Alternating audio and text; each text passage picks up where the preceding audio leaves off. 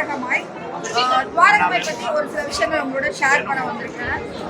நம்மளோட சாய்பாபா ஃபர்ஸ்ட் 20ஆம் நூற்றாண்டுல வந்து ஒரு வேப்ப மரத்து அடியில தான் அவர் வந்து அமர்ந்திருந்திருக்காரு. தியானத்தை அங்கதான் அவர் ஸ்டார்ட் பண்ணிருக்காரு.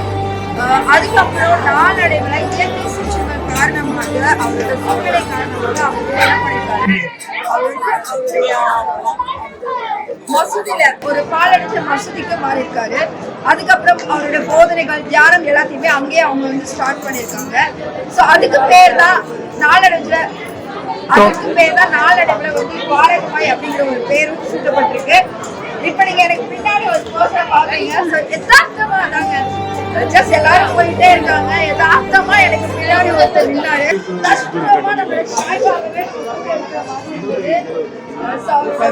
எனக்கு கொடுத்துட்டாங்க. இப்போ தேங்க்யூ ஸோ மச்.